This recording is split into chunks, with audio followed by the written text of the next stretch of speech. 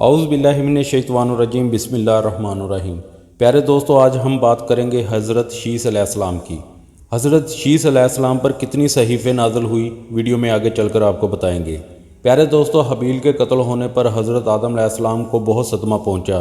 اللہ تعالیٰ نے حابیل کا صدمہ دور کرنے کے لیے حضرت آدم علیہ السلام کو بطور نعم البدل ایک نیک بیٹا عطا فرمایا، جس کا نام حضرت آدم علیہ السلام نے شیس علیہ السلام رکھا۔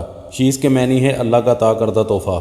محمد بن اسحاق رحمۃ اللہ علیہ بیان فرماتے ہیں کہ جب حضرت آدم علیہ السلام کی وفات کا وقت قریب آیا تو انہوں نے اپنے فرما بردار بیٹے حضرت شیس علیہ السلام کو حق اور تبلیغ کی وصیت فرمائی اور انہیں دن رات کی جانے والی عبادت کی تعلیم دی۔ حضرت آدم علیہ السلام کے انتقال کے بعد ان کے بیٹے حضرت شیس علیہ السلام اپنے والد محترم کی وصیت کے مطابق عمل کرتے رہے اور اللہ سبحانہ تعالیٰ نے انہیں بھی نبوت سے سرفراز فرمایا اور ان پر اپنے پاس سے آسمانی صحیفے نازل فرمائی۔ پیارے دوستو، حدیث مبارک میں آتا ہے، رسول اکرم صلی اللہ علیہ وسلم نے فرمایا، اللہ تعالیٰ نے اپنے انبیاء پر 100 صحیفے اور 4 آسمانی کتابیں نازل فرمائی، جن میں سے 50 صحیفیں صرف حضرت شیس علیہ السلام پر نازل فرمائی۔ پیارے دوستو، حضرت شیس علیہ السلام اپنے والد محترم کی وصیت کے مطابق دین کے فرائض احسن طریقے سے سر انجام دیتے رہے۔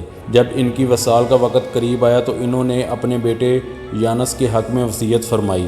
یانس نے اپنے انتقال سے پہلے تبلیغ کی یہ ذمہ داری اپنے بیٹے کینان کو سونپی۔ پھر کینان نے اپنی وفات کے قریب اپنے بیٹے مہلائیل کو دعوت اور تبلیغ کا منصب سونپا۔ مہلائیل پہلے وہ آدمی تھے جنہوں نے شہر بسائے، مضبوط قلعے تیار کیے اور شیطان کے لشکروں کو پہاڑوں اور گھاٹیوں میں منتشر کیا۔ ان کی حکومت 40 سال تک قائم رہی۔ مہلائیل نے اپنی وفات کے وقت وصیت کے ذریعے اپنے بیٹے یرد کو اپنا جانشین مقرر فرما دیا اور یرد نے اپنی وفات سے چند دن قبل ہی تبلیغ دین کے فریضے کی وصیت اپنے بیٹے حضرت ادریس علیہ السلام کے حق میں فرما دی۔ پیارے دوستو، یہ تھی آج کی ہماری چھوٹی سی ویڈیو۔ امید کرتا ہوں آپ کو پسند آئی ہوگی۔ انشاءاللہ ملیں گے نیکسٹ ویڈیو میں، تب تک کے لیے اجازت دیجیے گا۔ اللہ حافظ۔